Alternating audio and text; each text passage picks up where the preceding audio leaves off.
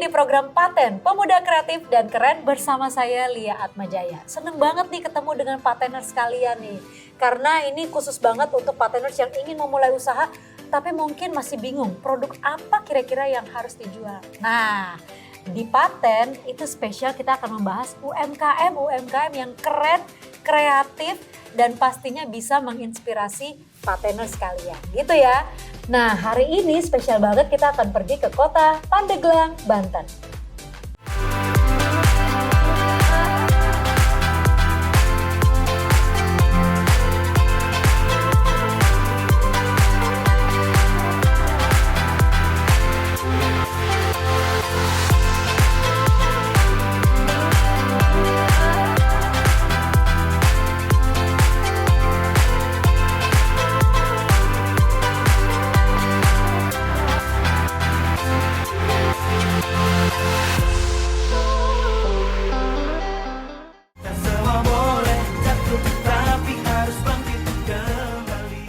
UMKM yang pertama ini unik banget. Jadi mereka tuh membuat sepatu yang bahan dasarnya tuh dilapisi oleh anyaman pandan yang dikombinasikan dengan kain tenun etnik khas Banten. Tuh, dari situ aja udah unik banget ya.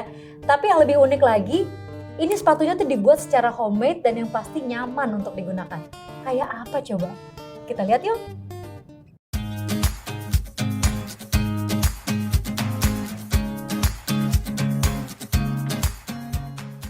Inovasi yang telah kami lakukan yaitu mengangkat kearifan lokal, bahan baku lokal untuk pembuatan sandal sepatu yang melimpah di Pandeglang, yaitu tanaman pandan yang kami anyam, dan kami bekerja sama dengan beberapa pengrajin anyaman pandan. Jadi inovasinya adalah kami membangkitkan ekonomi masyarakat Pandeglang dari hulu ke hilir.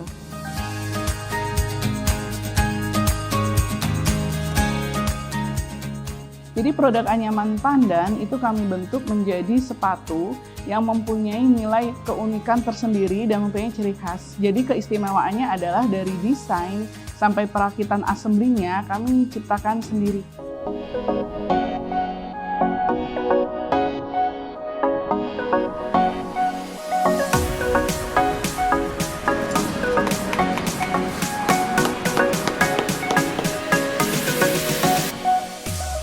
Ini merupakan produk pertama kami di bidang sepatu sport, ya kan? Jadi kita mengangkat tema ini yang kami pakai adalah bahan dari tenun baduy. Dan sepatu ini merupakan sepatu sejarah, kami tidak akan membuat lagi karena ini dipakai oleh Pak RI 2 pada saat berkunjung ke Banten. Ini hanya sampel dan kami tidak cetak ulang lagi. Karena memang permintaan khusus model desainnya, yaitu perpaduan dari pandan dan tenun baduy. Dalam 1 bulan, kami bisa memproduksi 100 pasang sepatu etnik. Cara mendapatkan produk kami yaitu melalui Instagram dialova.sandal. Nah, kalau yang berikut ini merupakan sanggar UMKM dan kerajinan tangan yang berbahan dasar bambu yang dijalani oleh pondok pesantren yang namanya tuh Al Furqon dari Kabupaten Lebak di Banten. Salah satu hasil kerajinan yang saat ini sedang berkembangnya adalah produk gitar yang dibuat 100% tuh dari bambu pilihan. Keren banget ya. Jadi gitar bambu ini sudah mendunia dan sempat dipesan oleh salah satu musisi dari Washington, Amerika Serikat sana. Wah.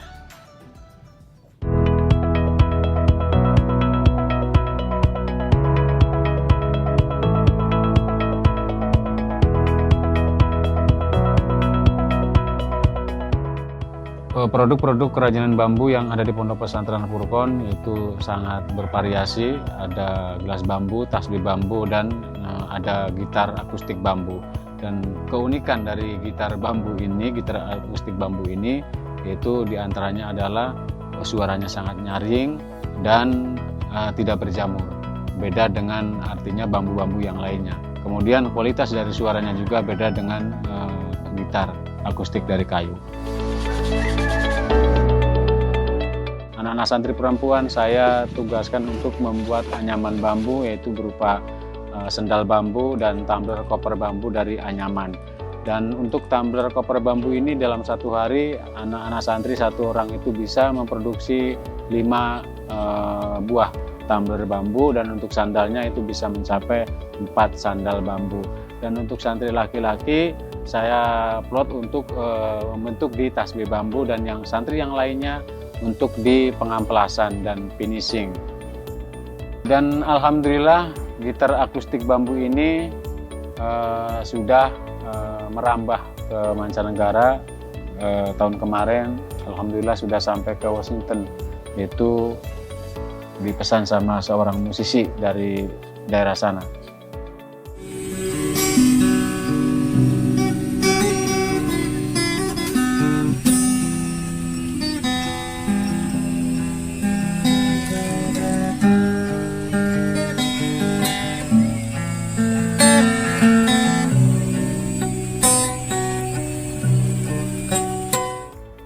Untuk mengetahui produk-produk kerajinan bambu Pondok Pesantren Al Furqon, silakan kunjungi di Instagram kami, yaitu di @bejotmagicbambu, atau bisa datang langsung ke Pondok Pesantren Al Furqon di Desa Bejot, Kecamatan Wonosalam, Kabupaten Lebak, Provinsi Banten.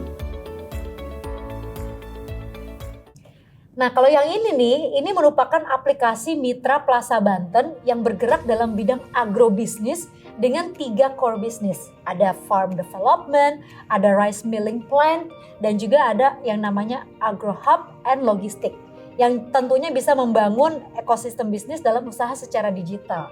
Nah, aplikasi ini tentunya berfungsi untuk turut mensejahterakan UMKM masyarakat Banten. Gitu dong, keren banget nih Banten nih.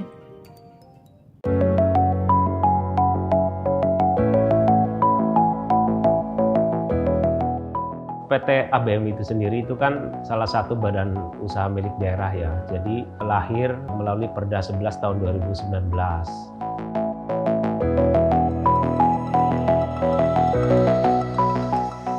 ABM itu kan fokusnya gabah-gabah petani itu bisa kita kelola dengan baik ya. Jadi jangan sampai gabah-gabah petani ini keluar ke daerah ya, kemudian berasnya setelah udah jadi beras baru dijual lagi ke Banten. Nah, harapan dari Pak Gubernur ya, termasuk di Perda itu kan bagaimana kehadiran PT ABM itu bisa menyelamatkan hasil produksi pertanian terutama beras ya.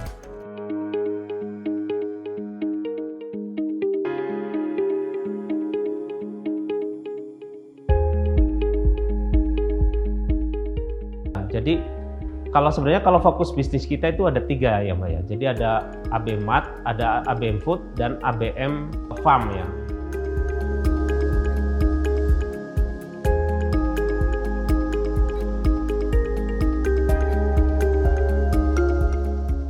Ya tentunya sesuai dengan visi kita ya. Jadi bagaimana ABM ini bisa mewujudkan tata kelola pangan yang baik ya. Bagaimana kita bisa mencukupi kebutuhan ketahanan pangan di Banten ya paling nggak ya.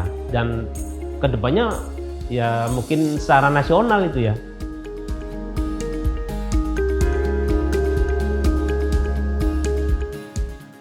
Teman-teman yang ingin bergabung dengan kami silakan kunjungi website kami di agrobanten.co.id dan Instagram kami di @agrobanten, atau datang langsung ke kantor kami di Kota Serang dan di Tang City.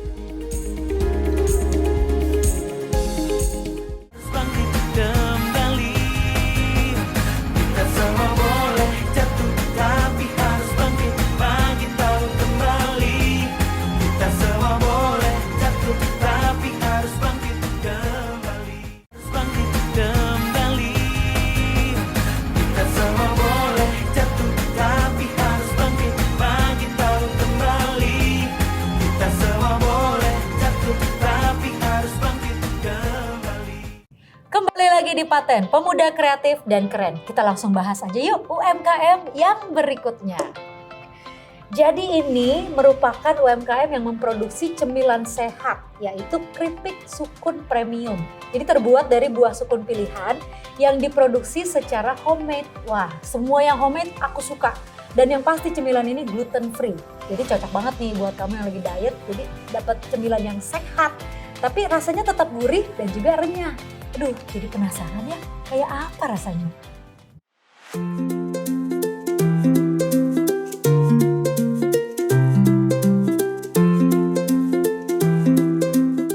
Hal unik dari produk Kang Emil ini, yang itu produk keripik sukun. Keripik sukun itu bahan bakunya adalah buah sukun. Tidak banyak tahu orang mengenai manfaat sukun.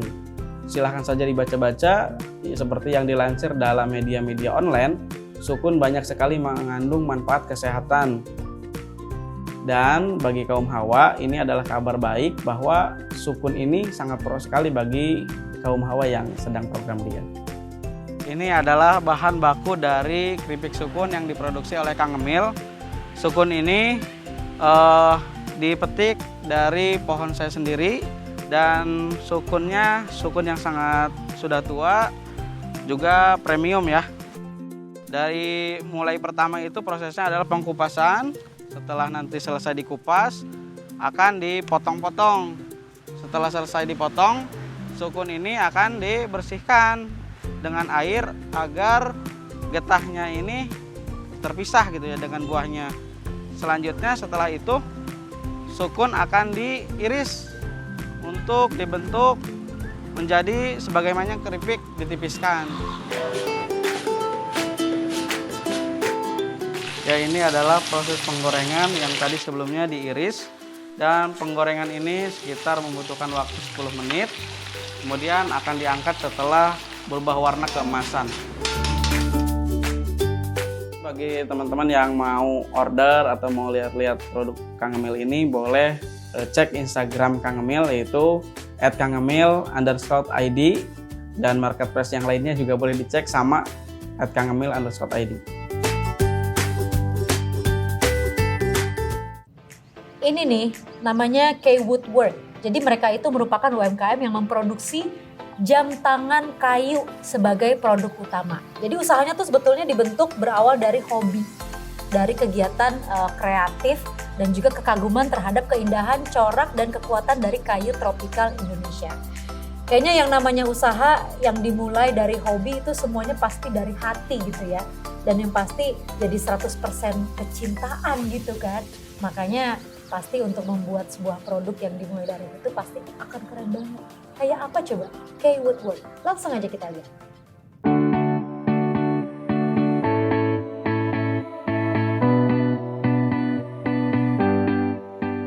Nama saya Desi Febriani, saya merupakan owner dari brand Kaywood, pengrajin jas kayu di Pandeglang, Banten.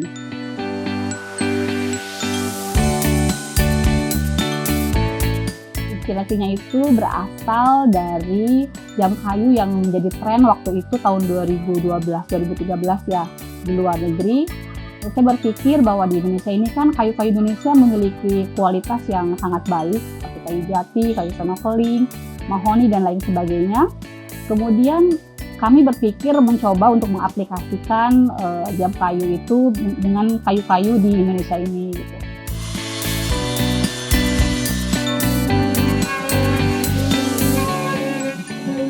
Untuk bahan baku kami menggunakan 3 jenis kayu.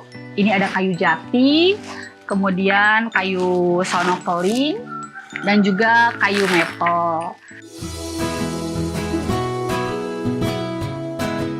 Setelah melalui serangkaian proses yang kompleks dan panjang, ini merupakan hasil akhir dari produk kami, jam tangan kayu.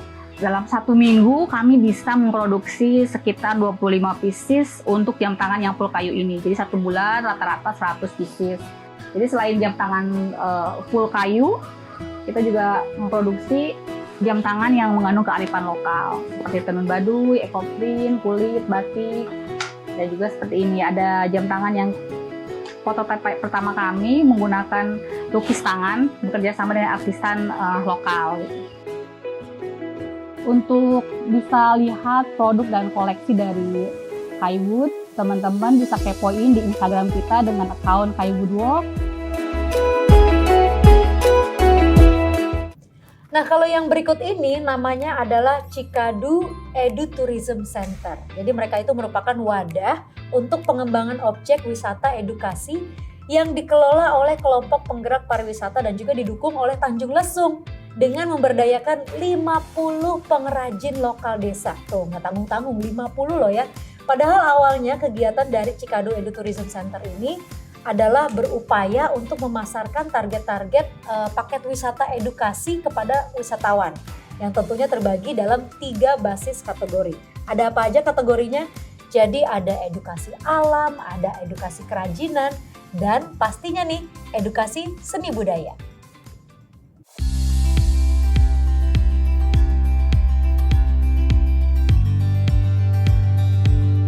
Perkenalkan, nama saya Ogel Suhendar dari Tanjung Jaya, Desa Tanjung Jaya, pengelola Cikadu Edu Tourism.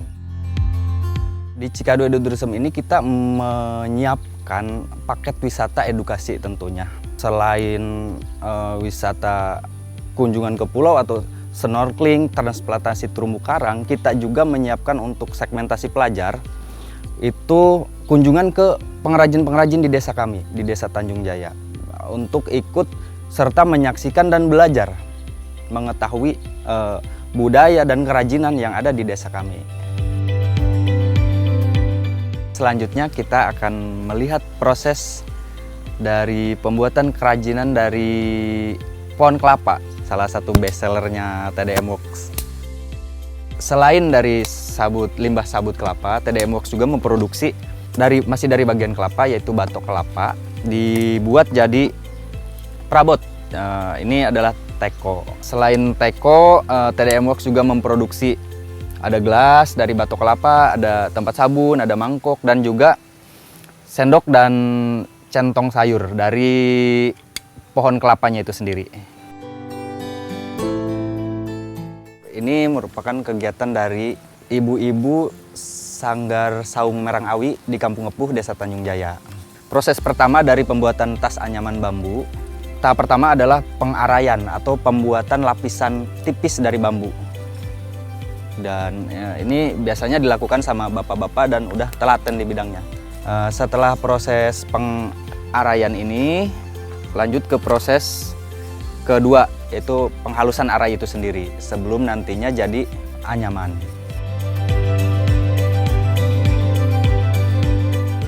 Yang terakhir kita sampai ke pengrajin kayu. Ada beberapa kayu yang digunakan untuk pengrajin kayu di desa kami. Yang salah satunya adalah kayu lame ini yang dijadikan ukiran patung badak. Kayu lame ini memiliki tekstur yang lembut, namun cukup kuat dan mudah untuk dibentuk. Ini adalah salah satu produk dari pengrajin di Cikadu Edu Tourism yang memanfaatkan limbah dari kayu-kayu. Ayo bangga memakai produk lokal, ayo beli produk lokal. Dan untuk informasi lebih lanjut, yuk kunjungi Instagramnya cikadu.edutourism.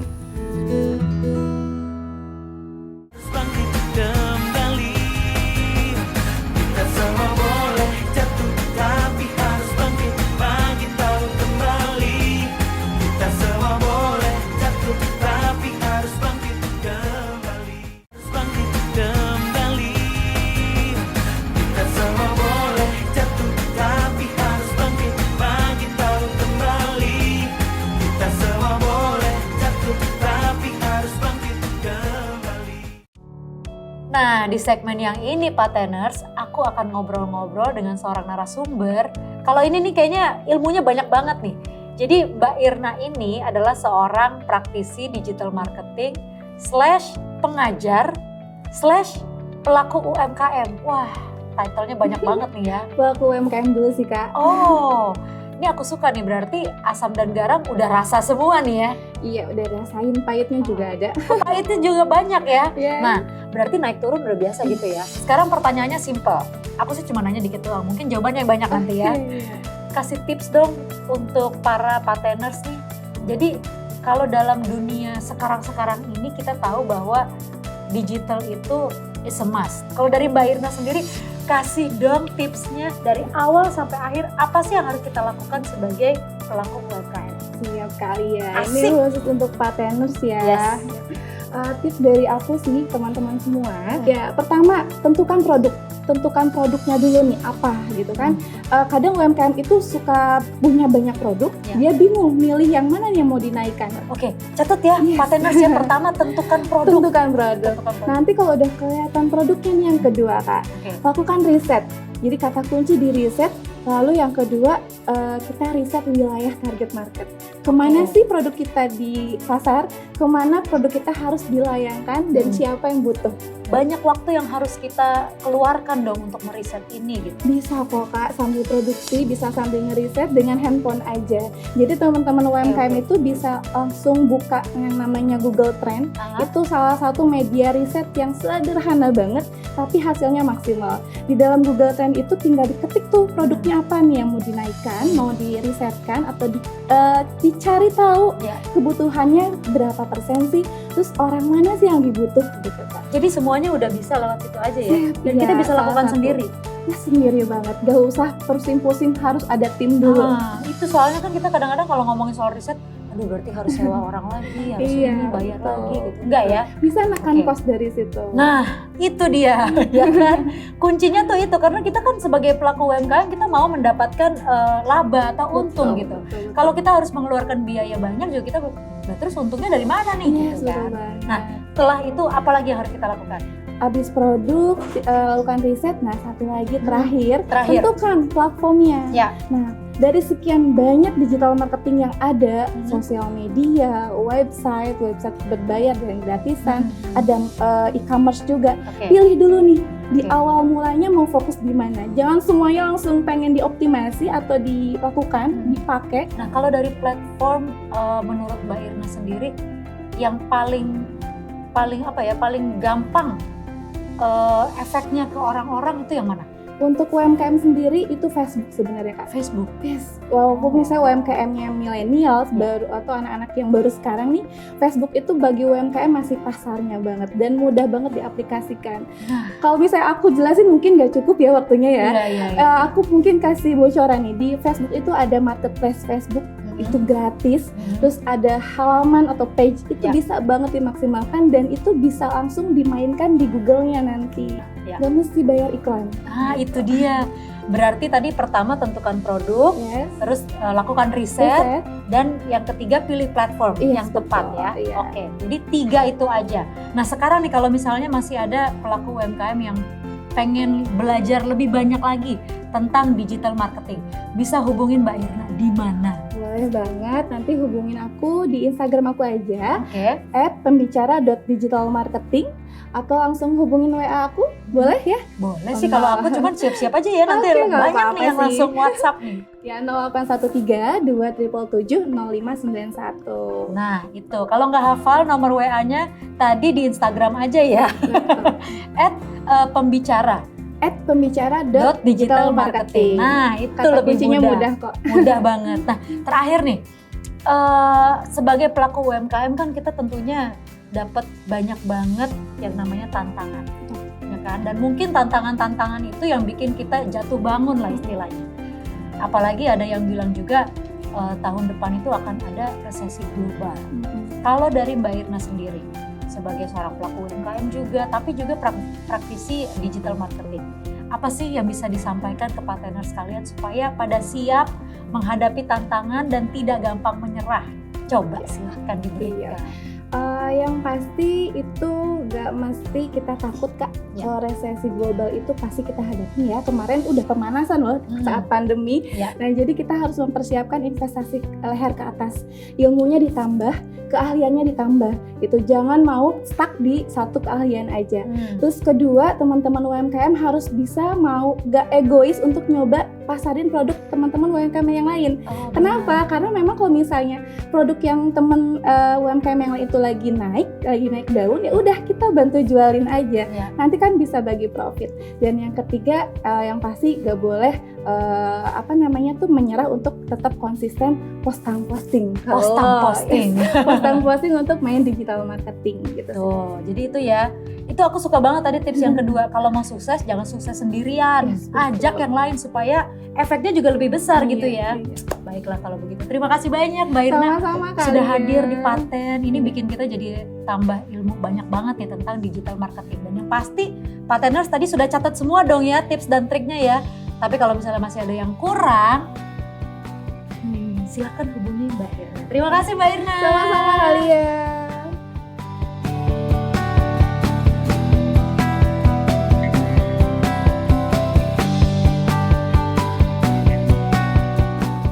Pak Teners, aku punya tips nih buat teman-teman semua.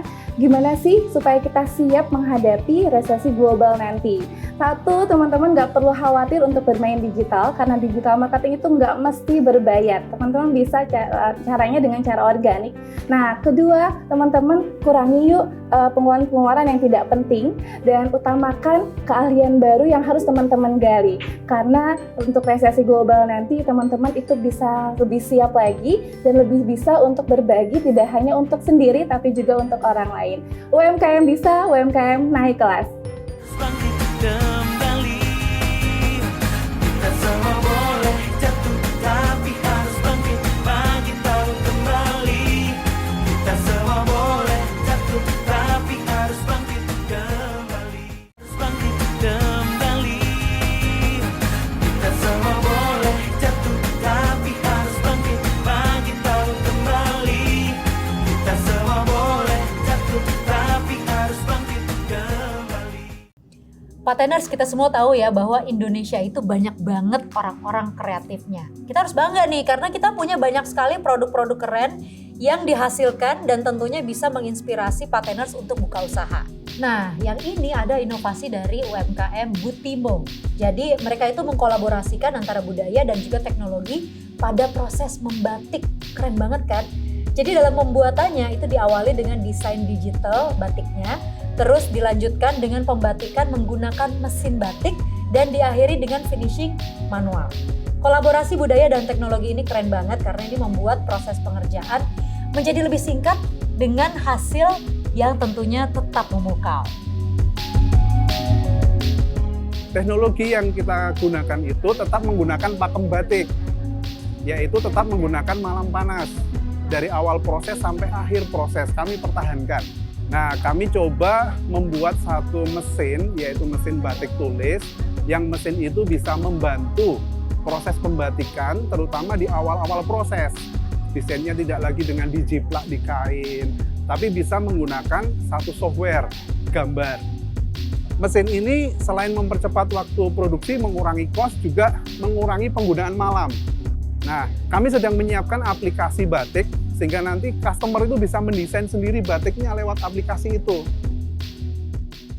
Radio mungkin merupakan salah satu barang lawas. Tapi dengan berkembangnya teknologi di zaman sekarang nih, radio harus tetap bisa eksis dengan keunikan yang dimiliki ya kan. Nah, seperti radio yang diproduksi oleh UMKM Faber Instrument. Jadi UMKM ini memproduksi radio kayu dengan tema vintage. Tapi tetap kekinian loh ya. Karena ini sudah didukung dengan radio FM, terus USB port, Bluetooth, dan juga MMC card. Jadi lengkap banget sebetulnya. Jadi radio buatan mereka ini dibikin dari kombinasi kayu jati dengan jati Belanda. Tampilannya tentunya modelnya unik banget. Lihat deh kalau nggak percaya. Produk-produk yang saya produksi adalah radio kayu. Radio ini mempunyai tema vintage return, jadi mengangkat ingatan kita di masa lalu, tapi dengan rasa kekinian. Di sini kami mempunyai konsep memperkenalkan potensi wisata melalui sebuah karya. Memadukan beberapa unsur kayu yang ada di Indonesia. Bahan kayu ini adalah kita kombinasi antara jati dengan jati Belanda. Jadi penggabungan antara putih dan coklatnya itu lebih kerasa gitu. Karena saya suka hobi menggambar, akhirnya saya membuat beberapa konsep, terbentuklah beberapa radio seperti ini. Dan ini pun, radio ini juga bukan hanya sekedar radio, tapi juga tentang mengenakan potensi wisata yang ada di Kabupaten Cianjur. Produk unggulan kami untuk sementara adalah radio kayu, ini model yang Wijaya Kusuma. Ini juga kita mempunyai radio model Mandalika. Pak Teners tahu kain sarung? Tahu lah ya, sebagai orang Indonesia pasti akrab dengan yang namanya kain sarung. Tapi sekarang ini kain sarung tuh bisa dibilang menjadi salah satu tren fashion yang sedang berkembang loh. Berkembang lagi mungkin ya di tanah air ya. Nah, salah satunya nih sarung yang diproduksi oleh UMKM sarung Goyor Al Fajri. Jadi keunggulan dari sarung yang diproduksi oleh mereka itu memerlukan 21 proses dari awal sampai dengan akhir pembuatan. Wow, banyak banget ya kan? Tapi motif-motifnya itu bisa dibilang tuh cocok untuk digunakan generasi milenial karena terlihat lebih keren dan juga elegan. Nah, penasaran kan? Ini dia. Ide konsep yang saya jalani ini untuk usaha untuk melestarikan budaya sarung tenun Goyor dari khas Tegal ini yang notabene itu hampir punah karena kelangkaan pengrajinnya itu sudah hampir jarang sekali. Alhamdulillah kita bisa membina dari sekian banyak karyawan. Sekarang alhamdulillah dengan tumbuh pesat perkembangan ini untuk melestarikan dan mempertahankan budaya Indonesia. Motif-motif saat ini yang digemari sama masyarakat Indonesia dan nasional itu adalah motif-motif yang seperti songket. Untuk produk sarung ini bisa digunakan untuk laki dan perempuan dan kita bisa juga untuk baju, untuk sarung, untuk kain bantal, untuk seperti semi jas juga dipakai untuk semi jas bisa.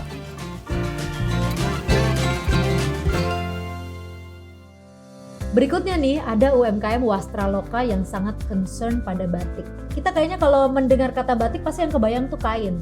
Tapi untuk Wastraloka enggak, karena mereka mengaplikasikan motif batik tapi pada berbagai macam produk. Jadi produknya itu banyak banget dan yang pasti juga keren, mempunyai keunikan tersendiri juga. Jadi produknya apa? Home decor. Nah, selain home decor, mereka juga fokus pada gift yang gak kalah keren dengan home decornya. Barang yang digunakan oleh UMKM ini juga ramah lingkungan karena barang yang dibuat menggunakan barang-barang yang bisa dimanfaatkan kembali menjadi satu bentuk media yang bisa digambar dengan motif wastra di Indonesia. Wastraloka adalah produsen gift dan home decor yang konsen pada aplikasi motif-motif batik pada media dekorasi dan media untuk hadiah. Kami menggunakan bahan-bahan upcycle seperti kaleng kerupuk atau sisa pabrik kulkas. Jadi sisa dari bodi pabrik kulkas itu kami manfaatkan, kami bentuk menjadi beberapa media yang bisa digambar dengan motif-motif wastra di Indonesia. Yang biasanya hanya diterapkan pada kain, kami mencoba agar masyarakat Indonesia dan masyarakat internasional bisa menikmatinya dalam bentuk dekorasi ruangan. Bangkit kembali, kita semua boleh jatuh tapi harus bangkit pagi tahun kembali. Kita semua boleh jatuh tapi harus bangkit kembali. Bangkit kembali, kita semua boleh jatuh tapi harus bangkit pagi tahun kembali. Kita semua boleh jatuh tapi harus bangkit kembali. Kembali lagi di Paten Pemuda Kreatif dan Keren. Nah, Pateners, untuk membuka usaha pastinya tuh kita butuh ide ataupun inspirasi sebagai acuan untuk membuka bisnis yang spektakuler. Ya dong. Nah, kali ini nih di dunia dalam inspirasi kita tentunya akan memberikan beberapa inovasi dari luar negeri yang mungkin bisa kita ambil hikmahnya atau kita buat contoh di Indonesia dan tentunya bisa menjadi peluang usaha. Apa kira-kira ya? Ini dia liputannya. Hai Pateners, kali ini ada inovasi yang unik banget nih. Kalau biasanya kentang itu dimasak untuk menjadi salah satu bahan makanan, ternyata ada ide lain yang unik banget, yaitu kentang yang dijadikan kartu ucapan. Hah? Kok bisa? Ya bisa dong, ini namanya potato parcel. Caranya mudah banget, tinggal beli kentang utuh, kemudian tulis deh pesan yang ingin disampaikan. Ada dua cara yang bisa dilakukan dengan kentang, yaitu lump of cold potato atau kentang yang dicat hitam, dan juga ada yang namanya potato pal, kentang dengan gambar wajah seseorang. Nah, untuk packagingnya bisa kamu kreasiin lebih menarik lagi nih. Ini kayaknya bisa jadi peluang usaha baru ya, patut dicoba nih. Tapi pastikan kentang yang kamu pilih yang ukurannya besar ya, supaya mudah untuk dikreasikan. Bangkit kembali, kita semua boleh jatuh tapi harus bangkit pagi tahu kembali. Kita semua boleh jatuh tapi harus bangkit kembali. Hai, Miss Cetal balik lagi. Cental, centil, digital. Nah, kalau Miss Cetal sudah hadir, berarti ada yang namanya news digital. Dari Banten ada siapa kira-kira ya? Yuk kita lihat. Kita semua boleh jatuh tapi harus bangkit kembali. Nih, yang pertama ada yang namanya aplikasi Plaza Banten. Catat ya. Jadi aplikasi ini bisa mempermudah semua UMKM untuk memasarkan produk-produknya. Nah, kalau kamu punya produknya apa? Plaza Banten hadir guna menjembatani para pelaku UMKM untuk mengembangkan usaha mereka dengan memasarkan produk secara dari dan untuk warga Banten. Kebutuhan apapun ada di sini. Makanan, kesehatan, fashion, transportasi, semuanya ada deh. Jadi Plaza Banten ini juga memiliki tagline nih, Bela Beli Produk Banten. Harapannya tagline ini bisa membawa Banten mampu maju secara perekonomian. Nih, buat kamu yang suka-suka masih bingung atau mungkin masih pusing dalam yang namanya dunia digital, aku Miss Cetal punya tipsnya. Bagaimana sih tips gitu supaya sukses untuk dunia digital? Ini dia. Masifnya perkembangan internet telah mengubah pola penjualan, tak terkecuali untuk pelaku usaha UMKM. Maka dari itu perlunya pemahaman pemasaran agar bisnis kamu itu bisa terus berkembang. Pertama, kamu harus memahami apa tujuan produk kamu masuk ke platform online. Kemudian pelajari digital tools. Tujuan masuk ke ekosistem digital bisa dilakukan dengan memanfaatkan teknologi. Misalnya mengoptimalkan alat atau tools yang diberikan platform digital. Misalnya nih, menggunakan Google Bisnisku untuk mendaftarkan usaha. Manfaatkan juga Google Analytics dan juga Google Trend untuk melihat keinginan konsumen dan juga mengembangkan peluang bisnis. Nah, kamu juga harus memahami keinginan konsumen nih untuk mulai masuk ke platform digital. Karena bagi konsumen, belanja online itu perlu disikapi secara hati-hati. Apalagi jika mereka belum pernah belanja di toko online tersebut. Mereka akan melihat situs dan juga testimoni dari konsumen lain sebelum membeli produk.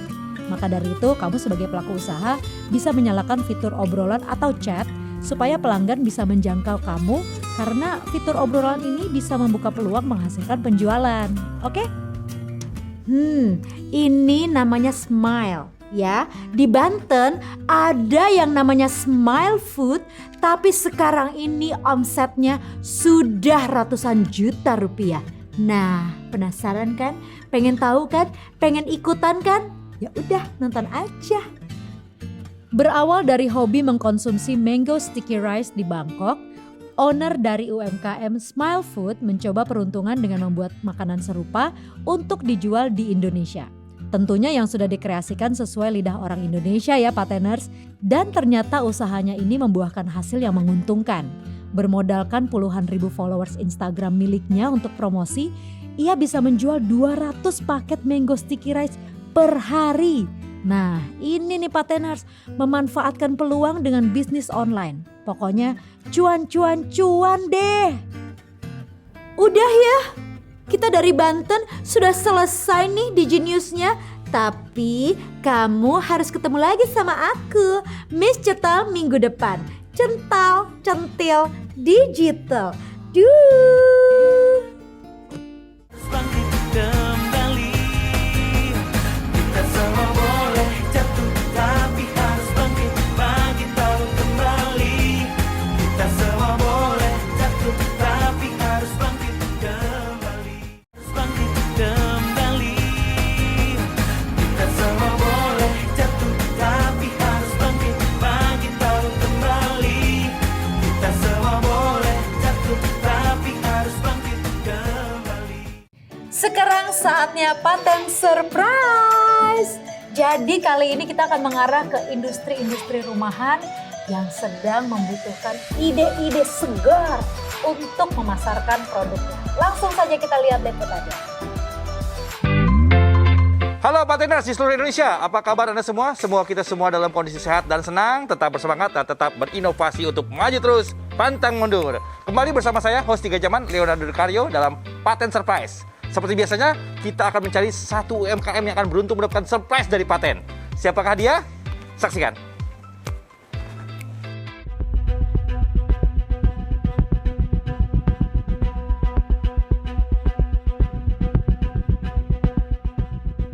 Assalamualaikum. Waalaikumsalam. Assalamualaikum. Waalaikumsalam. Dagang apa, Bu? Dagang gado-gado, Pak. Ketedok. Toprak. Ketoprak. Wah, iya. pas banget nih. Begini aja, Bu, dagangannya, Bu. Iya, Pak. Nggak ada nama dagang, Bu? Belum ada, Pak. Udah berapa lama dagang? Ya udah hampir setahun. Oh, setahun ya. Oh. Mesti pakai nama dagang, Bu, biar kelihatan sama orang dagangannya. Pengennya, Pak, tapi belum mampu. Oh, iya, itu supaya dagangan Ibu lebih dikenal sama orang, Ibu mesti pakai nama dagang. Amin. Setiap hari banyak pembelinya tapi? Ya, alhamdulillah rezeki dari Allah, Pak. Ya, yang penting kita syukurin aja buat. Kita cari solusinya yuk. Gimana caranya supaya dagangan Ibu nanti lebih ramai, Bu? Alhamdulillah. Lebih banyak pembelinya. Amin, amin. Kita ngobrol di sana yuk. Yuk. Mak, tolong jagain ya, Mak. Yuk, Bu.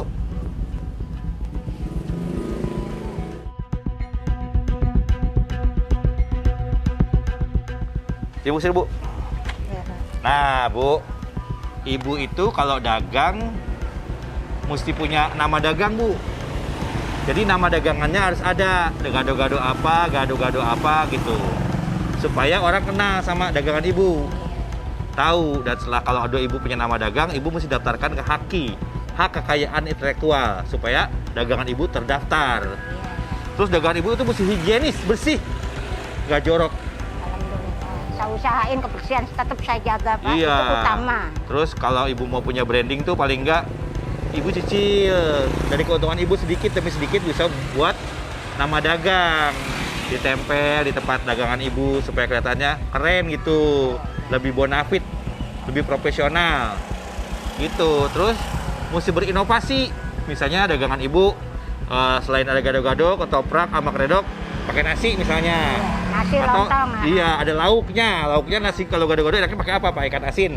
Ada ikan asin juga dijual. Bangkunya dibikin tambah panjang supaya orang bisa makan di tempat Ibu. Juga bisa take away. Take away itu maksudnya beli bawa pulang. Iya, kebanyakan emang begitu. Iya, tapi ada temennya gado-gado. Temennya gado-gado biasa ikan asin. Kayak gitu. Itu maksudnya Ibu berinovasi lah. Mau bikin telur balado juga boleh. Kalau ketoprak temennya apa? Sama ketoprak tuh pakai lontong, ketupat. Kayak gitu, Bu. Ibu sehari berapa penghasilannya? Ya, nggak nentu sih, Pak. Yang penting cukup buat sehari-hari aja. Alhamdulillah udah bersyukur banget ya buat. Kendalanya apa kalau dagang? Ya, kendalanya kalau lagi laku ya alhamdulillah, kalau lagi sepi ya begitu dah. Ya kalau lagi sepi itu biasanya karena apa? Kurang tahu juga ya. Kalau kan nggak ada pembeli ya namanya sepi. Oh, lagi sepi ya gitu ya.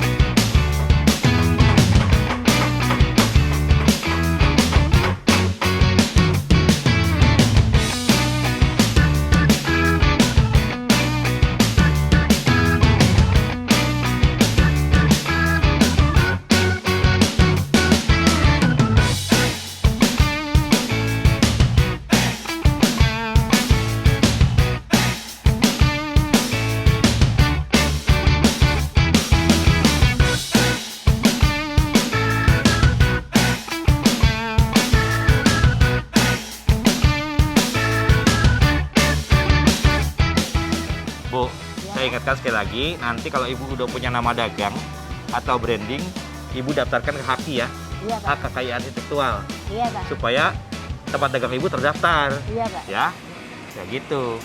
Ya udah, kita lihat tempat dagang Ibu yuk. Iya, Pak, silakan.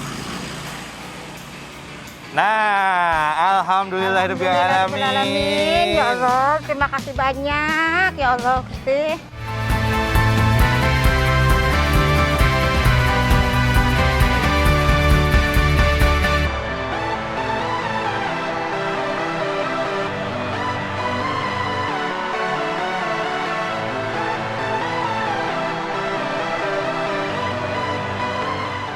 Nah, Ibu, alhamdulillahirobbilalamin. Alhamdulillah ya Allah, ya bagus banget ya Pak jadi baru ya Allah. Terima kasih banyak Pak. Ya Allah, ini dapat ulekan baru juga Pak. Ya Allah. Alhamdulillah, terima kasih ya Allah Pak. Iya Bu, perkenalkan saya adalah Mas Karyo dari Paten Bu. Episode kali ini Ibu yang beruntung mendapatkan surprise dari kami. Dapat branding, bantuan promosi UMKM Paten hanya tayang TVRI. Gado-gado Mama Ati. Ya Pak, itu memang nama saya, nomor telepon saya Pak. Ya Pak, Bapak kok tahu aja ya Pak ya? Iya dong, Banyak, namanya Pak, juga ya? Paten Surprise. Iya Ibu, selain branding yang kita kasih kepada Ibu, Ibu juga dapat ini Bu. Nah, ini tambahan modal dari Paten buat Ibu. Ya Allah, terima kasih banyak ya Pak ya. Mudah-mudahan Allah yang bisa membalas semuanya ya Pak ya. Terima kasih banyak Pak. Alhamdulillah. Semoga berkah ya Bu ya. Amin, amin. Sukses dagangannya ya Bu ya. Ya Pak. Oke, Pateners, itu tadi Mama Ati, seorang UMKM yang berhak mendapatkan surprise dari Paten berupa modal dan juga branding. Mudah-mudahan episode berikutnya Anda yang beruntung mendapatkan surprise dari kami. Ya, tunggu kami di kota Anda. Ingat, tetap inovasi terus, semangat dan sukses terus. Amin.